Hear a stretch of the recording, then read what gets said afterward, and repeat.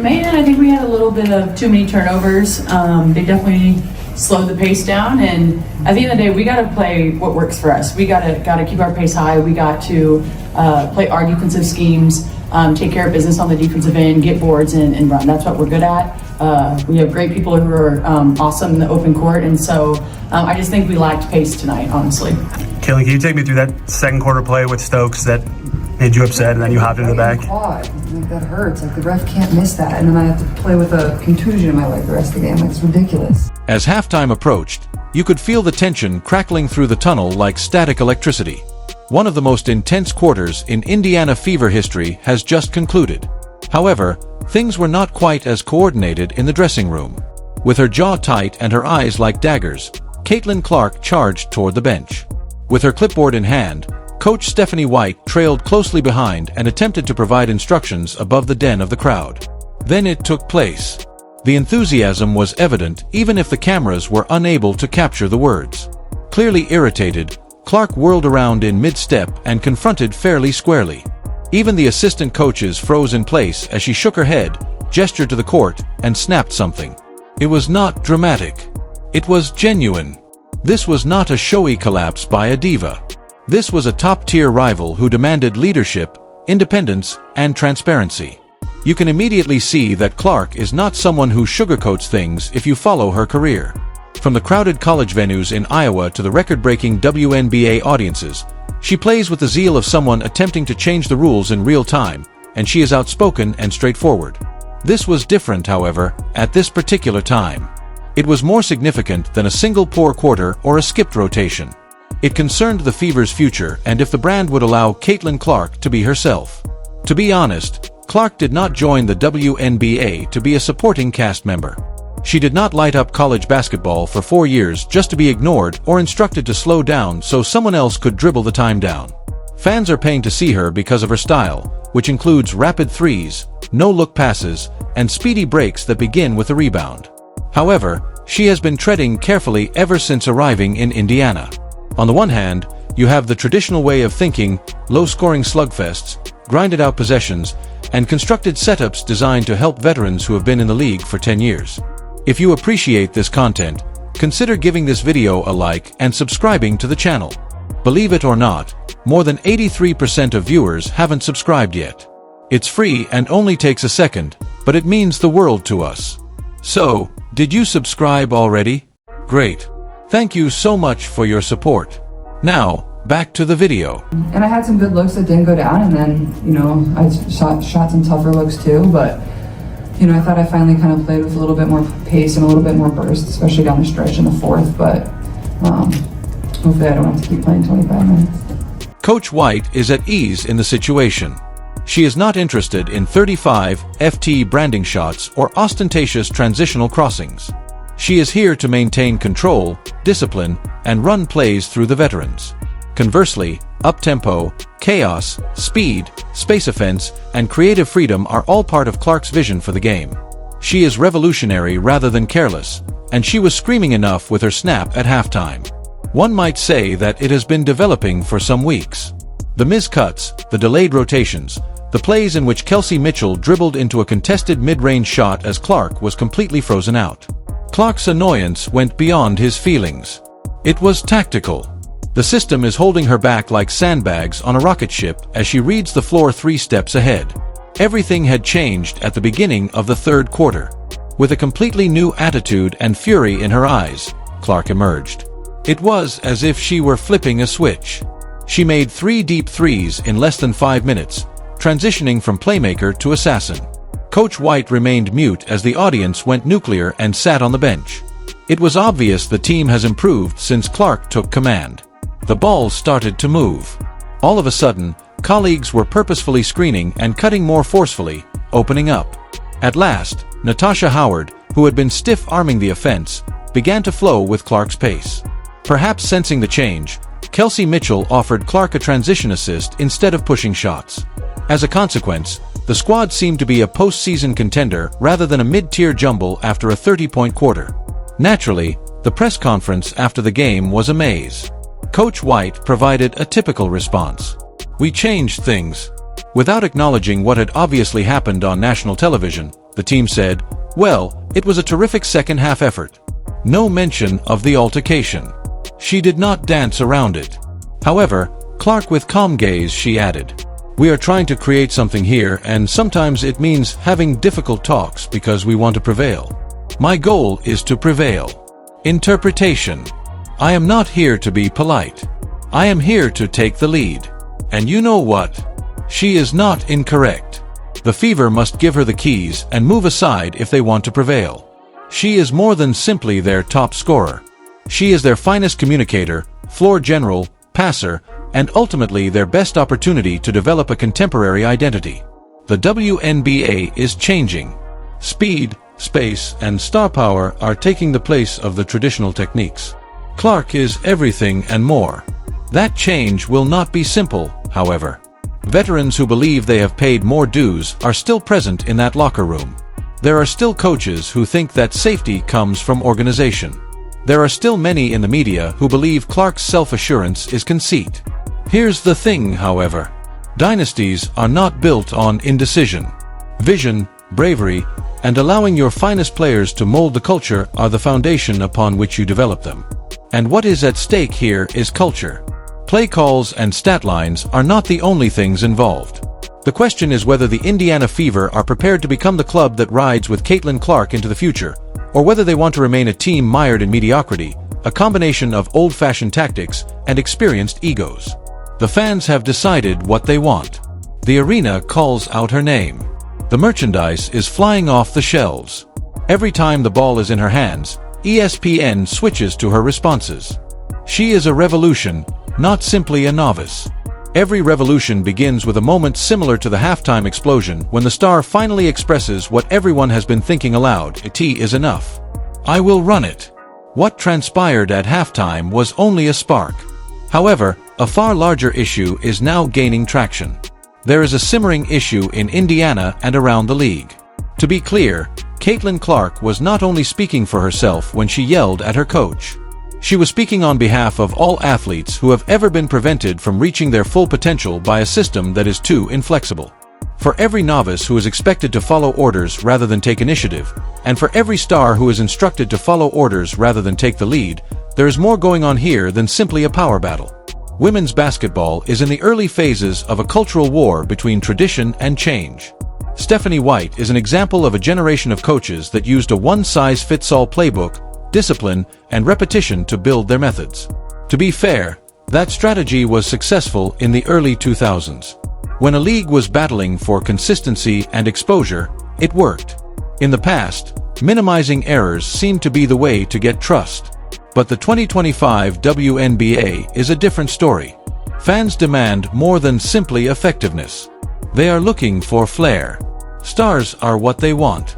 They want 30-foot daggers that light up Twitter in real time, as well as speed and attitude. They want to experience emotion once again. And Caitlin Clark consistently evokes that emotion. She is not a flawless athlete. She is not perfect. Even ardent admirers hold their breath as she takes heat check shots. You know what else she does though? As soon as the ball comes into contact with her hands, she applies pressure on defenses. Before they arrive, she sees passes. She improves performance for opponents, teammates, and the league at large. And that is why this coaching conflict is so important. It has nothing to do with disrespect. It has to do with alignment. Caitlin Clark is now performing like a generational star confined to a role-playing framework. Additionally, it is evident in the game's rhythm as well as in the body language. The attack falters and the pace slows. Another possession dies in a corner, leaving Clark standing with his hands up. Furthermore, this is not just one game, unlike what you would believe. There is a trend here. The gap between a visionary and an organization that is too cautious to keep up is slowly growing. Let us now discuss the locker room. Since, as the video transcript makes evident, not everyone is prepared for the Clark age. This squad has players, particularly veterans, who believe they should have the authority to make decisions. 4 years, Kelsey Mitchell, for instance, has been the face of the Fever. Additionally, the tension in her play is evident. The ISO, the incorrect passes, and the inability to change Clark's pace. It is generational rather than personal. Furthermore, this is not an issue exclusive to Indiana. Every time a young star joins a team with a large number of veterans, this occurs. Ego, pride, and the fear of being surpassed or replaced are all present. Here's the unsettling reality. However, the Fever must put vision ahead of comfort if they are to prevail. And Clark is the vision at the moment. Adapting is necessary. When she asks for the ball, she must pass. This calls for coaching rather than restraining her. It entails focusing the system on her strengths rather than pushing her to change who she is in order to conform to someone else's. Additionally, a front office must cease playing both sides. Indiana is now in the middle. Attempt to capitalize on the excitement Clark creates while simultaneously appeasing its veterans. However, that is unsustainable. If you do not invest in this generational potential, you run the danger of seeing her go after her rookie contract expires. Not to mention that Clark has choices. She is already well known around the world. She might leave Indiana and continue to dominate sponsorships, merchandising, and headlines. However, if she remains, it must be because this squad was created with her in mind, not the other way around. Let us also discuss how the altercation at halftime affected the league as a whole. That video went viral as soon as it appeared on social media. Podcasts, TikTok edits, and debate programs all provide various stories. Some see Clark as an unappreciative novice who defies authority. Some referred to her as a breath of fresh air since she at last demanded responsibility and guidance. She did, however, shift the needle once more, something no one could dispute. This is when things start to get interesting because that type of cultural weight entails both opportunity and responsibility. Clark is doing more than simply creating the character of her squad.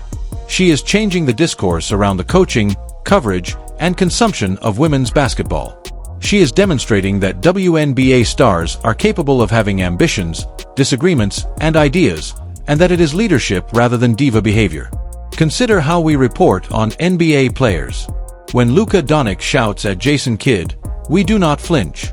We acknowledge that disagreement as a necessary component of fierce competitiveness. However, it makes news when Caitlin Clark follows suit. It is a scandal. It is disrespect. Clark is confronting the loud double standard. However, there will undoubtedly be opposition to that challenge from coaches who see a challenge to their authority. From pundits who anticipate rookies will be thankful and quiet from admirers who want her to stick to her own path. In actuality, however, she lacks a lane. She is constructing a roadway. The Fever are at last playing better basketball after the altercation, which is the most ironic aspect. The offense has become more relaxed. The speed has accelerated. Players are genuinely moving without the ball. And the team scores goals more effectively. It resembles a surprise. Your team is better when you have faith in your generational point guard. This is what will happen next. The Indiana Fever must have some difficult talks if they are serious about winning games, not simply tickets and clicks. They must determine if Stephanie White is the best coach for this team's future. They must choose whether veterans who refuse to change should be a part of this core. Additionally, because nobody succeeds in limbo, they must provide Caitlin Clark with both freedom and assistance. Either you become the team that had her and let her go, or you empower your star. Because of Caitlin Clark's outburst at her coach, let us discuss the ripple effect. That was more than a Fever issue. The whole league received the televised notice. Coaches and general managers in WNBA locker rooms had to sit up and ask themselves one straightforward question. Will we be the next? Because when a player with Clark's prominence, stats, and brand equity seizes that kind of narrative control, it alters the gravity of the league. She is not only having fun, she is redefining the hierarchy of power. This is not simply about basketball. Let us be clear. It has to do with branding, media, and attention economics. Every time Caitlin Clark enters a new city, jerseys sell out and ticket prices soar. Suddenly, local news outlets that have not covered the WNBA in 10 years send cameras. She is the first athlete to move markets, not just basketballs, in years. Because the league and sponsors listen to her when she speaks, whether at a news conference or yes, at a contentious halftime moment, she has some influence outside of the court. Take a look at the current packaging for the Fever games. They are receiving coverage at prime time. Suddenly, ESPN panelists include the WNBA in their rundown. It is because Caitlin Clark's presence makes it difficult to ignore, not because someone finally realized how good the league is. Let us also discuss brand agreements. Do you really believe that a rookie's proficiency with threes is the only reason Nike dropped a special shoe for her? No. Because Clark adds conflict and narrative identity, they decided not to forward with the transaction. Marketers are passionate about three things. The explosion at Halheim, her brand was unaffected. It constructed it. It demonstrated that she is not only here to photograph and smile. Her goal is to prevail, and you may sell that plot. However, this also puts the Fever organization at more risk. You now have a player that improves not only your box score, but also the overall financial impact of your team. Not only are you failing her if you're not making the most of it, but you are also failing your partners, investors, and fans if you're using out-of-date settings that limit her potential. Speaking of fans, let us talk about the new audience that Clark is attracting. She is attracting casuals as well as diers. College fans who have never seen a WNBA game are drawn to her. She is attracting those who are more interested in statistics and vibes. This league has always deserved greater attention. Therefore, it is not a terrible thing. And whether they want it or not, Clark is pulling them in. However, fresh eyes also bring with them new expectations. People anticipate fast-paced drama, emotive players, highlight plays, and motion offenses. They do not want to see 30-second shot clock grinds that result in force jumpers or 17 consecutive post-ups. They want speed. They are looking for flair. Additionally, they seek to empower their celebrity. For this reason, the Fever's current strategy seems out of step. You have a league that is at last gaining attention and a group that consistently turns down the lights. That has to change. Other players are watching what Caitlin Clark just accomplished in Indiana. So, let us pan out. Second-year forwards trapped behind veterans who are unable to pass and young guards on rebuilding teams. They are observing Clark's voice use and the reactions of her franchise. There will be a new wave of player empowerment if the Fever backer, the offense, and the coaching are all changed. Other stars will begin to make system demands because they know they can, not because they are conceited.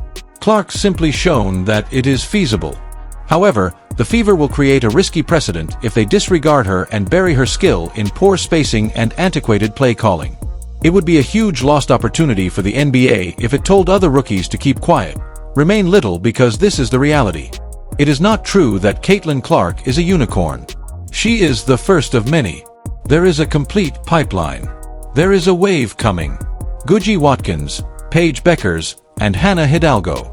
Furthermore, these ladies will not pretend to be kind in order to get favor. They grew up seeing LeBron make the decisions in Los Angeles. They have seen Steph Curry revamp an offensive scheme. It is not the other way around that they comprehend star-shaped structures, and the WNBA must decide. Either change with them or you run the danger of losing them. Not just in video games, but also in society. Now, let us discuss Coach Stephanie White once more. To analyze, not to criticize. She is a good coach. She is a first-season character. However, it may sometimes be the issue. Decades-old coaches often depend on what worked in the past. When they watch fast-paced basketball, they imagine mayhem. They think without discipline and perceive logo threes. They perceive insubordination when they see athletes barking during huddles. However, the development of leadership is what they are lacking. Ego had nothing to do with Clark's halftime tantrum. It has to do with urgency. It was about saying, if you allow us, we can win. Leadership is that. Yes, messy. Yes, it is emotional, but it is genuine, and they will continue to lose the locker room one star at a time if White or any coach is unable to accept that fact. This is something that has not received enough attention. It is possible that Clark's encounter prevented a Fever season. In some cases, things must break before they may be repaired. Sometimes it is necessary to pronounce the silent portion aloud. That is what Clark did. Everyone was already experiencing strain, which she revealed.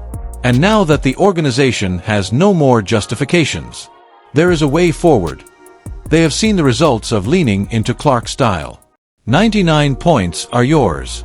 It gives you space. You experience fluidity. You achieve outcomes. What will they do with that information? Then put it under the rug. may eventually create a system that gives her complete control. Whatever decision they make will determine this franchise's future for the next 3 years. Here's the worst part. Perhaps it will not be during a game the next time Clark loses it. Stars do not wait forever. Therefore, it might happen during the off-season, during a contract meeting, or during a trade demand. Not in the game today. Not when they are aware of their value. Not with everyone looking on. Sitting courtside is where you are. It is an electrifying audience. The cameras are in motion. And then as halftime approaches, bang. There is a surge of tension. It goes beyond simple disagreement. It is more than a simple misunderstanding. It is a confrontation. The face of the emerging WNBA, Caitlin Clark, is yelling at head coach Stephanie White. And everyone in the league is observing. It did not seem like a unique moment. It seems to be the result of weeks or even months of increasing strain, missed potential, and an attitude that is so incongruous that they may just as well be participating in 2 other sports. This is not only about one game. Let us face it. Identity is at issue here. Who is in charge of the Indiana Fever? The phenomenon rewriting the rules or the old guard sticking to structure? Whispers are evolving into candid discussions behind the scenes. According to league sources, Clark has made many attempts to speak out at team meetings. She has used quicker tempo sets. She has provided input on player spacing and rotation. She has pointed out the obvious inefficiencies in the team's transition response and for the most part silence. According to sources, the irritation peaked when Coach White benched Clark for a crucial possession in the 4th quarter of a tight game. It was supposedly for relaxation. However, when her side struggled on offense once again, spectators saw Clark clenching her jaw, crossing her arms, and avoiding eye contact. Is this the start of a full-fledged revolt? You cannot help but wonder. This is where it becomes even more juicy. The idea that Clark is not alone is becoming more and more apparent. Younger athletes, rookies, and second-year students who grew up seeing her dominance at Iowa are subtly supporting her goals. They want more ball movement, less ISO play, a quicker offense, and more faith in analytics-driven contemporary basketball. According to reports, one assistant coach confided in a coworker, "We are attempting to drive our 21st century Ferrari like a Buick from the 1990s. It is not a criticism of Stephanie White. Although she is a reputable basketball expert, there is no denying the disparity in style. The Fever speed puts them close to the bottom of the league. When you let Clark take over, you go offensive." The figures seem to be shouting what Clark is too irritated to express out. The dynamics in the locker room, however, are chilly. In one instance, Clark confronted a colleague after missing another transition chance. According to reports, the teammate retaliated. "On our team, you are not alone." The vibe changed. The eyes darted. The room was tense. That was a pivotal moment.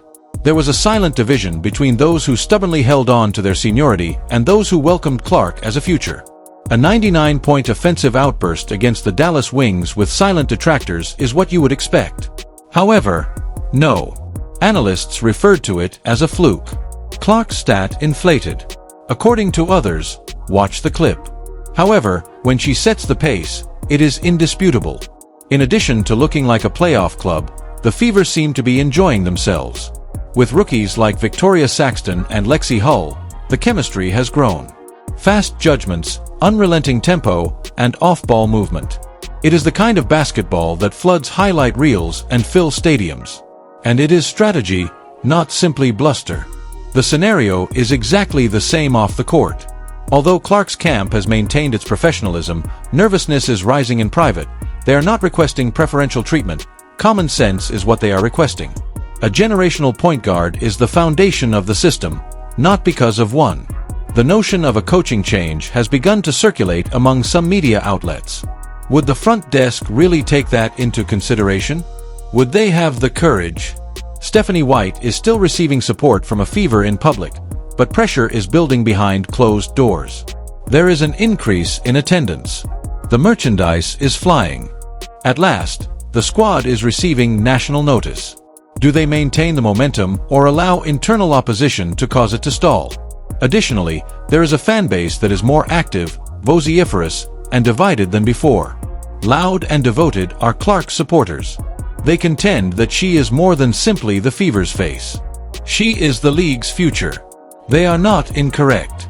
Every time she takes the court, TV ratings rise. Like no one since Sue Bird or Diana Taurasi, she has brought the WNBA into the mainstream. However, her detractors claim that she is very demanding, that she ought to wait her time, and that she must prove herself before taking on a coach on national television. Let us be honest, that critique smells like dread. Aversion to change. Aversion to the novel. Concerned that the weight of unquestionable star power is causing the previous structure, which was based on tenure and status quo, to crumble. In such discussions, Paige Bueckers' name keeps coming up. Despite her calm efficiency, quiet strength, and coachability, Clark did not just outscore her when they faced off. She was in charge of the game. Bueckers is amazing. However, Clark is transformative. However, their rivalry is still in its early stages. Bueckers' post-game interview was calm and collected, but it also had a hint of edge. She responded, "They got us today. However, we will meet them once again." There was a simmering resolve that promises fire the next time, but no hostility. And fans, oh, they are prepared. Bueckers versus Clark could end up being the league's most iconic rivalry based on intelligence rather than staked real-time writing of two distinct legacies and two distinct archetypes. Now, back in Indiana, the Fever front office must make a crucial decision. Support their coach and run the risk of upsetting the athlete who is making them famous, or reorganize the system to provide Clark with the assistance, autonomy, and contemporary framework she needs to succeed. They are unable to accomplish both. The barrier is vanishing. Half measures are no longer appropriate. In actuality, this breakdown was more than simply an emotional outpouring. In the sand, there was a line. Caitlin Clark is weary of making concessions. "I am sick of waiting around. I am sick of being polite only to control my ego." Her desires are straightforward: to prevail, to take the lead, to carry out her routine, modify the game. Perhaps, just perhaps, this explosion served as the team's catalyst, because sometimes burning away the dead weight requires a little amount of fire. One thing is certain: Caitlin Clark is tired of waiting, regardless of what occurs next, whether White adjusts or leaves, or Clark must endure another season of philosophical mismatch. With the WNBA, things become much more intriguing.